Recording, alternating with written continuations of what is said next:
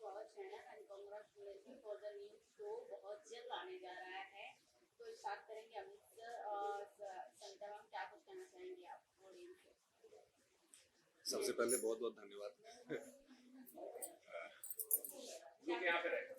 क्या कुछ कहना चाहेंगे? नया शो आ रहा है, ऑडियंस बहुत ज्यादा एक्साइटेड है। एक नया यूनिक शो ला रहे हैं जो कि 80s तक के दर्शक का शो दिखाया जाएगा, दृश्य दिखाया जाएगा। तो सबसे पहले ये जानना चाहूँगी, क्या कुछ कहना चाहेंगे? नया शो आ रहा है हमारा भीमा, और इसमें आपको बहुत ही मजा आने वाला है, क्योंकि मजा के साथ साथ आप बहुत कुछ इससे आप इंस्पायर्ड भी होंगे। क्योंकि एक गरीब फैमिली की बच्ची जिसके सपने जो हैं वो शिक्षा के थ्रू जो पाना चाहती है, और वो जो अपनी एक मजबूरियां है कि भाई एक हम गरीबी में जो जकड़े हुए हैं, अगर मैंने कुछ ऐसा बियॉन्ड ऑफ समथिंग कुछ सोच लिया है तो उसको कैसे पूरा करेंगे। इसमें बहुत सारे अड़चने आने वाले हैं, जैसे भाई पड़ोसियों का ताना या कुछ भी पैसों की किल्लत हो सकती है, तो उससे कैसे लड़के वो चीजों को पाती है, तो वो पूरा उसकी जर्नी है। तो इसमें ऑडियंस भी इससे बहुत कुछ इंस्पायर्ड होंगे इनसे, और इंस्पायर के साथ साथ वो इमोशनल बॉन्ड भी सीख लेंगे, because we are into that कि जो आजकल हम इमोशनल बॉन्ड भूल चुके हैं, एक दूसरे के लिए टाइम देना, एक दूसरे के लिए एहसास व्यक्त करना, वो भूल चुके हैं। तो शायद आप इस सीरियल से सीख पाए कि आपको कितना देना है, फैमिली को भी कितना इम्पोर्टेंस है। एंड भीमा जो आज किरदार अपना देख रहे हैं कि वो she is a very inspirational character, जो अम्बेडकर से इंस्पायर हुई है। जो आज इतनी सी लड़की, 8 साल की लड़की अगर अम्बेडकर से इंस्पायर होती है तो आज की जनरेशन तो क्या ही कर सकती है। आप दोनों के कैरेक्टर को जानना चाहेंगे, किस तरीके से आप दोनों का कैरेक्टर और कौन सा कैरेक्टर को प्ले कर रहे हैं? मैं धनिया का कैरेक्टर कर रही हूँ, भीमा की माँ। मैं मेवा कर रहा हूँ, भीमा के बाबूजी। और दरअसल मेरा जो कैरेक्टर है वो बहुत ही साधारण इंसान है, और ये बेसिकली आप जैसे गांव का एक भोला भाला इंसान होता है ना, मासूम, तो वैसा किरदार है, और ये हर किसी के लिए खड़ा रहना चाहता है। अब बेसिकली आप टिपिकल हस्बैंड भी देखेंगे इसके अंदर। अच्छा, और एक बस कमजोरी एक ये है कि ये अन्याय के खिलाफ कुछ नहीं बोल पाता। हाँ, ये भी हो सकता है कि अन्याय मेरे ऊपर ही हो और मैं ना बोल पाऊँ। 80 के दशक का वो चित्र दिखाया जाएगा, उस तरीके का हमने सेट देखा, पूरा उस तरीका डेकोरेट किया गया है। आप दोनों से जानना चाहूंगी, आप दोनों ने अपने करियर में ऐसा बहुत शोज किए हैं, तो कितना रिलेट कर पा रहे हैं? कुछ 90s में तो नहीं रहेंगे ऑब्वियसली, बट कुछ नहीं रिलेट तो नहीं, बट हमारा बचपन जरूर याद आ रहा है हमको। जो हमारे बचपन में हम इधर उधर खेलते उठते थे, जो आज हम फिर से हमारा बचपन जी रहे हैं बिकॉज ऑफ दिस सीरियल, ऐसा बोल सकते हैं। चूंकि मैं गांव से हूं ना, तो लगभग सिचुएशंस मैं को रिलेट कर सकता हूँ, और चूंकि बचपन मेरा गांव में बीता है तो वहां मैंने चीजों को देखा। छोटी सी इंसिडेंट है कि हमारा जो फैमिली है या हम लोग जो है ना खाली पैर रहते हैं, और मैंने गांव में देखा है गर्मी में लोग खाली पैर लोग रहते हैं। वो कुछ खास ऐसा फंक्शन होता था तब वो चप्पल उप्पल कुछ मिल जाता था तो पहनते थे। इनकी वजह से ही मुझे बहुत यूपी वाला जो फील है तो आते रहता है, and I just keep on learning, because मैं महाराष्ट्रियन हूँ और मुझे तो एकदम जीरो नॉलेज अबाउट यूपी, तो ये मुझे सिखाते रहते हैं और मैं सीखती रहती हूँ। और फैमिली बॉन्डिंग जो है ना, कि बहुत जल्दी जो फैमिली बॉन्डिंग बनी है उनका श्रेय हो जाता है। भीमा पे आते हैं, एक 8 साल की लड़की के साथ रोल करना चैलेंजिंग, कितना चैलेंजिंग हो जाता है स्टेज पे जब हर चीज समझाना, तो आप दोनों को मजा आता है कि चैलेंजिंग लगता है? कुछ बताना चाहेंगे आप? चैलेंजिंग नहीं बोल सकते, वो भी हमारी तरह ही बहुत ही आगे है, हम उससे सीखते हैं भाई। Exactly. कि वो कभी कभी थोड़ी बहुत हो जाती है नर्वस, उसको बहुत मनाना पड़ता है, अभी ऑब्वियसली बच्ची है तो, लेकिन उससे ही बहुत कुछ सीखने मिल जाता है। उसका जो पिकअप है, कोई भी कैरेक्टर अगर लाइन समझा दी, एक दो बारी पढ़ा, नहीं ये इमोशन नहीं चाहिए, ये इमोशन चाहिए, तो वो तुरंत ले लेती है, एंड देन हम भी चलो अरे चलो कर ली बच्ची ने, तो अनएक्सपेक्टेड हो जाता है कि एक 8 साल का बच्चा कर ले, बट वो कर लेती है, तो वही उसमें प्लस पॉइंट सबसे ज्यादा अच्छा है। And she is basically very talented. मतलब हाँ। अब डे फर्स्ट की बात करूँ ना मैं, तो मॉक शूट में हम लोग पहली बार मिले थे, और स्मिता भी कोरिलेट करेंगे चीजों से।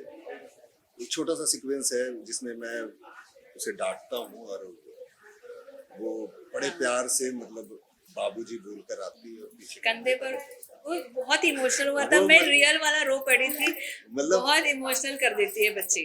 तो एग्जैक्टली मतलब हम लोगों को मतलब उसका जो जज्बा है ना, मतलब वो एनी टाइम, मतलब अगर मस्ती भी उसका चल रहा है, बट जब सीन होता है तो वो तुरंत मतलब वो चीजों को अपना अपने आप में डाल, मतलब वो बीमा आ जाती है तुरंत, तुरंत आउट एंड तुरंत इन, ऐसा वाला होता है। तेजस्विनी इन, तेजस्विनी आउट है। आप दोनों से जानना चाहूंगी, आप दोनों ने अपनी पर्सनल लाइफ में इस शो का जो कैरेक्टर है कितना आपकी पर्सनल लाइफ पे ग्रोथ की छाप छोड़ रहा है, कितना जरूरी हो जाता है, या फिर क्या कुछ कहेंगे?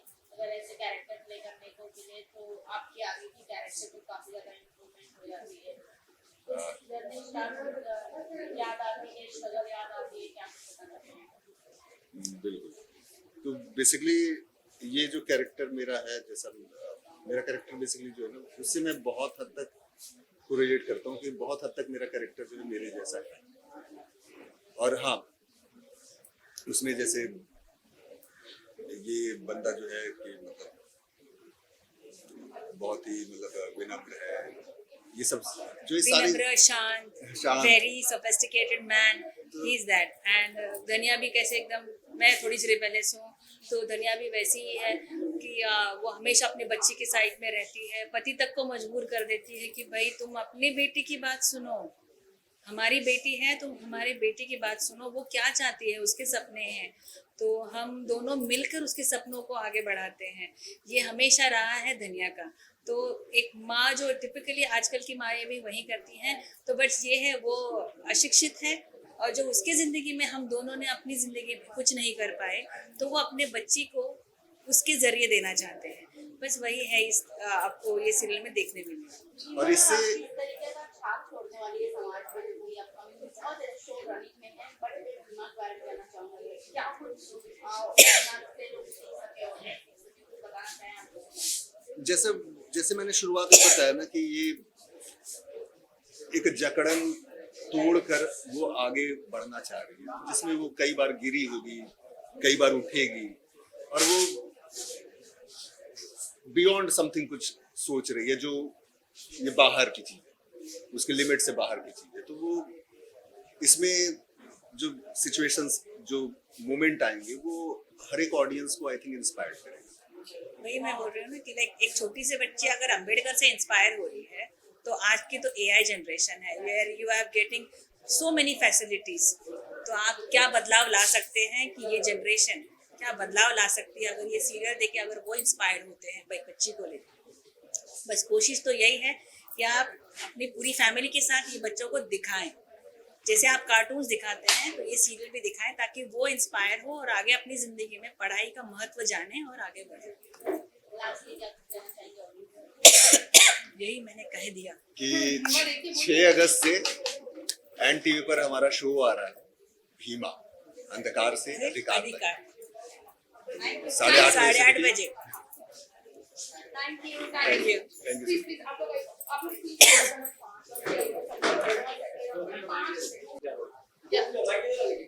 नहीं ये माइक में कैप्चर होगा, नहीं तो वो Okay, so we will start. Okay, thank you everyone. मैं आप लोग का खड़े होकर के, मैं शायद वो फ्रेम नहीं बैठेगा इसलिए मैं बैठ के बात कर रहा हूँ, तो मैं खड़े होकर के आप लोग को एड्रेस करता। First of all thank you very much for coming and attending our event today. और हम लोग काफ़ी टाइम से काफ़ी इवेंट्स हम लोग लखनऊ में कर रहे थे, क्योंकि हमारा फोकस थोड़ा हिंदी हार्टेड मार्केट्स था, बट आई थिंक काफ़ी टाइम के बाद बॉम्बे में हम लोग मिल रहे हैं। So again, I would like to thank you all for the consistent support which I have got from you guys. And today, yes, we have NTV launches have been very different from any other channel in the category itself.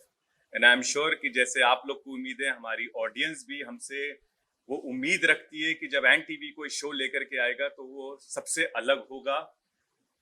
कुछ अच्छा बनाने की तो सब लोग कोशिश करते हैं कंटेंट, हम कुछ सच्चा बनाने की तरफ बढ़ रहे हैं और कुछ ऐसी कहानियां कहना चाहते हैं जो लोगों के दिलों को छू जाए, कुछ सीख मिले, कुछ उसमें तथ्य हो।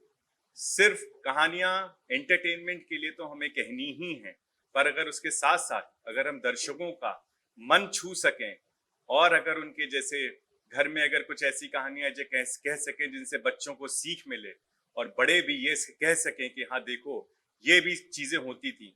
आज की डेट में N TV is the only channel to tell such stories.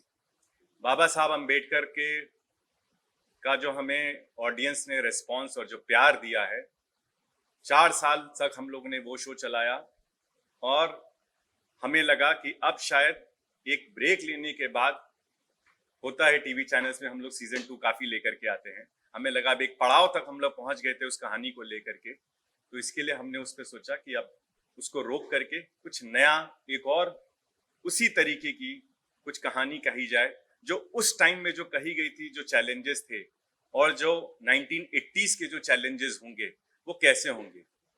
Baba साहब ने जो भी कुछ किया उसके हिसाब से उन्होंने एक रास्ता दिखाया था, पर उस रास्ते पे आगे लोग कैसे चले और फिर क्या हुआ, ये कहानी उसके इन एंड अराउंड है।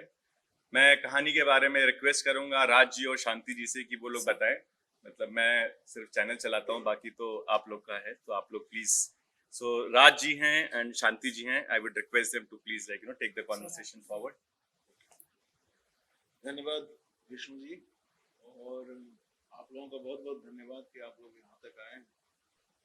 और मैं सबसे पहले एन टीवी को दिल से धन्यवाद देता हूँ कि इस दौर में, इस जो एक होड़ है चैनल का मनोरंजन जगत में, उसमें एन टीवी एक ऐसा मंच है जहाँ पे सच्ची और सामाजिक सरोकार वाली कहानियां कहने का मौका मिलता है। मैं जब एन टीवी का शो देखता हूँ तो मुझे लगता है कि कुछ दिल से निकल रहा है, जो समाज का सच है वो निकल रहा है।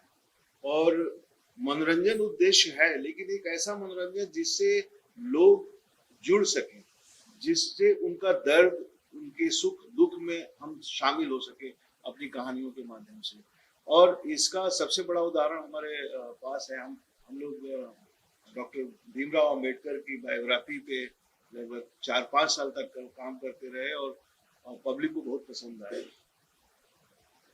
डॉक्टर अंबेडकर 2-2.5 हजार सालों से चली आ रही भारतीय सामाजिक व्यवस्था में एक ऐसे कौम का प्रतिनिधित्व किया जिसमें कभी समानता या सामाजिक सम्मान के बारे में सोचना तक वो कौम भूल गई थी। डॉक्टर भीमराव अंबेडकर पहले शख्स थे जिन्होंने ये कहा कि हम भी इंसान हैं और हमें भी समानता का अधिकार है, सामाजिक सम्मान का अधिकार है। इस समाज की हर चीज पर हमारा भी वैसे ही अधिकार है जैसे और किसी का हो। ये सोच ही अपने आप में एक बहुत बड़ी क्रांति थी जो डॉक्टर भीमराव अंबेडकर ने इस सोच को समाज के सामने रखा। उस समय के हिसाब से ये एक क्रांति थी और उन्होंने इस सोच को रखा ही नहीं बल्कि समाज को सोचने पर मजबूर किया। और भारतीय संविधान में उसका साफ साफ असर दिखता है कि उन्होंने सामाजिक समरसता का ही एक आधारशिला रखी। लेकिन कंसेप्ट तो आ गया, लेकिन जमीन पर वो कंसेप्ट उतरा नहीं। सालों साल बीत गए, संविधान में सब कुछ था लेकिन जमीन पर कुछ भी नहीं था। वो जाति, वो पूरा कम्युनिटी अभी भी उसी सड़ी गली मानसिकता का शिकार थी, उसी दलदल में धसी हुई थी। उन्हें बाहर निकालने वाला कोई नहीं था। हम लोग 1980 का काल इसलिए पकड़े हैं क्योंकि देश को आजाद हुए 30 साल हो चुके हैं, फिर भी कुछ भी नहीं बदलाव आया है। और आप लोग, कुछ लोग आप में से उस समय वयस्क हो चुके होंगे, कुछ लोग नहीं हुए होंगे, लेकिन उस दौर की बहुत सी कहानियां आज भी आप पेपर कटिंग निकालिए तो आपको बहुत सारे उनके ऊपर होने वाले अत्याचारों की कहानियां मिल जाएंगी। कहीं सामूहिक नरसंहार हो रहा है, कहीं उनकी बस्ती जला दी गई, कहीं किसी औरत को नंगा गांव में घुमा दिया गया। इस तरह की कहानियों से 80 का दशक भरा पड़ा है। तो हमने उस काल को पकड़ा कि कंसेप्ट आ गया, संविधान में जगह मिल गई, जमीन पर कब जगह मिलेगी उनको। और 80 के दशक में ही कुछ ऐसे चरित्र उनमें से निकलने लगे, पैदा होने लगे, जो बाबा साहब के सपने को जमीन पर उतारने का काम किए। और आज जो हम समाज में देख रहे हैं, अवेयरनेस देख रहे हैं, आज नहीं कह सकते हैं कि 80 वाली बात है, उनमें ठीक है, उनको कितना मिला है ये एक बहस का मुद्दा है, और पूरा कैसे मिलेगा ये भी एक बहस का मुद्दा है। बट ये कह सकते हैं कि उनके अंदर एक राजनैतिक और सामाजिक चेतना का विकास हो चुका है। वो अपने बाबा साहब भीमराव अंबेडकर जब इस कंसेप्ट पे बात किए तो उन्हीं के बीच के लोग, उन्हीं के समाज के लोग उस बात को सोच नहीं पाते थे। उन्हें लगता था कि ये पागलों जैसी क्या बात, हमको तो भगवान ने ऐसा बनाया कि हम दूसरों के गंदे कफ और थूक के से भी बदतर जिंदगी जिए, एक मलमूत्र से भी बदतर जिंदगी जिए। तो उन्हें लगता था कि ये तो हमें विधाता ने एक सजा दी है। डॉक्टर भीमराव अंबेडकर ने बोला कि ये सजा नहीं, ये साजिश है, एक सामाजिक साजिश है जो हम लोगों के साथ हजारों साल से चली आ रही है, इसे तोड़ना होगा। तो ये एक विचार वो लेके आए, लेकिन वो विचार जमीन पर उतर नहीं पा रहा था। जो साजिश करने वाले लोग थे वो और टाइट हो गए थे, वो और सख्त हो गए थे। तो इस चक्रव्यूह को तोड़ने वाला कोई चाहिए, और हम लोग ये कहानी लेके आए कि 80 के दशक में वो चक्रव्यूह तोड़ने वाले वो कौन से कैरेक्टर है। तो हमारी नायिका एक बच्ची है जिसके अंदर, जैसे बाबा साहब अंबेडकर के बचपन में ही वो बीज उगने लगे थे, वही बीज हम उस बच्ची में देख रहे हैं। और वो कैसे बाबा साहब ने एक मंजिल तक अपनी बात को लेकर छोड़ा है, उसको कैसे सब तक पहुंचा है, अपनी ही नहीं पूरे समाज के हर हिस्से में उस चीज को, समरसता के सिद्धांत को कैसे लेकर आए, उनके जो अधिकार हैं उसको कैसे उन तक पहुंचाए। तो हम इस बच्ची के माध्यम से, और सामाजिक जो सच था उस समय का, और आज भी कम या ज्यादा स्थितियां बहुत बदली नहीं है, आज भी हैं। तो हमारी कोशिश है कि हम एक सच्ची कहानी दिखाएं जो मनोरंजन भी करे, क्योंकि कोई भी कहानी जो होती है आदमी को एंटरटेन करती है, लेकिन अगर उसमें सच्चाई होती है तो उसकी वो अपनी कहानी बन जाती है, वो उसे प्रेरित करती है, उसे प्रेरणा देती है, वो उसे अपने आसपास देखने पर मजबूर करती है, और वो एक समीक्षात्मक माहौल पैदा करती है। जो देखने वाले हैं वो अपने इर्द गिर्द की स्थितियों को देखकर एक समीक्षात्मक भावना में जाएंगे। और हम ये नहीं कह रहे हैं कि हम अपने इस शो से क्रांति कर देंगे, हम बस ये कह रहे हैं कि एक बार फिर से सच पर सोचने को मजबूर करें अपने इस प्रयास से। तो हमारी कोशिश ये है, इसलिए हम 80 का दशक पकड़े हैं, और उस समय का सामाजिक जो व्यवस्था थी, सामाजिक जो संरचना थी, उसको पकड़े हैं। और ये उत्तर प्रदेश के, पूर्वी उत्तर प्रदेश के एक इलाके की कहानी हम कह रहे हैं। तो इसमें हमारे गांव का सच, संविधान का सच, सत्ता का सच, इन सारे समीकरणों को मिला करके एक कहानी बना रहे हैं, जिसकी नायिका है भीमा। और इसमें पूरी हम डॉक्टर भीमराव अंबेडकर के विचारों की छाया में पल रहे उस समाज में एक बच्ची जो ये महसूस करती है कि बाबा साहब ने जो कहा है वो सच कहा है, तो फिर वो लागू क्यों नहीं, और कैसे उसे लागू करने की मुहिम की तरफ वो बचपन से बढ़ने लगती है। ये हमारी कहानी की, हमारे किरदार की एक समग्र यात्रा कह सकते हैं है।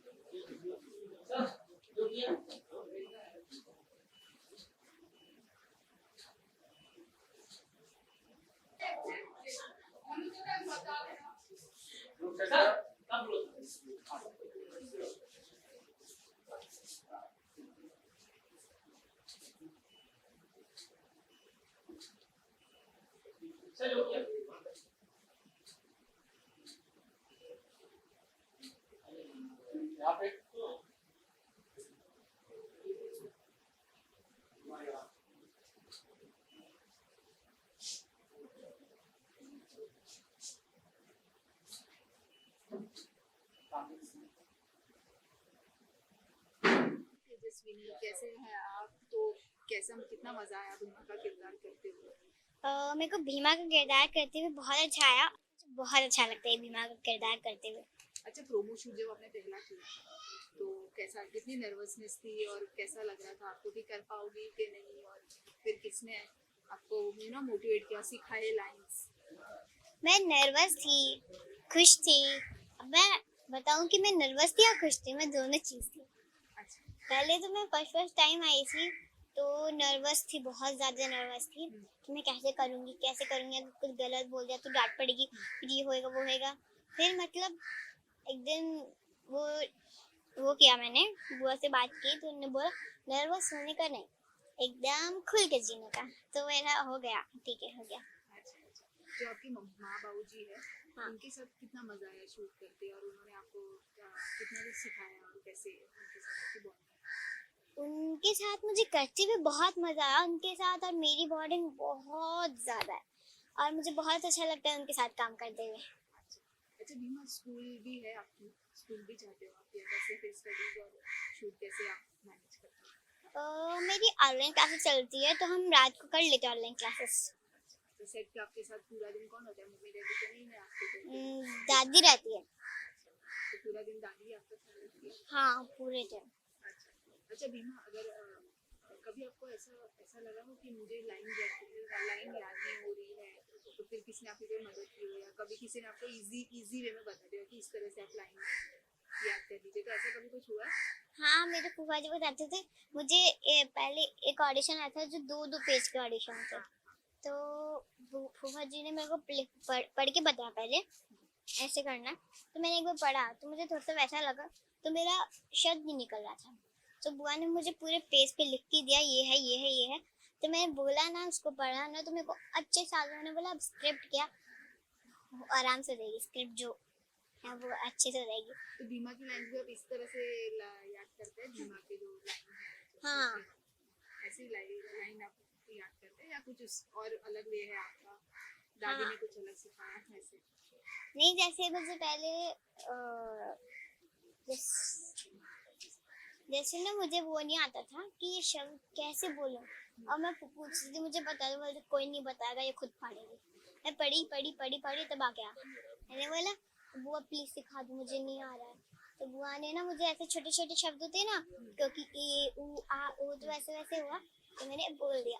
अब मैं जो भीमा का कैरेक्टर कर रही हूँ उसमें आराम से लाइन आने लगी। लास्टली शो कब आ रहा है, कौन से चैनल आ रहा है, वो बता दीजिए। तो हमारा शो है भीमा, जो आप देखना मत भूलिएगा। 6 अगस्त से आ रहा है, सोमवार से शुक्रवार रात 8:30 बजे, सिर्फ एनटीवी पे। Thank you, very nice. Thank you.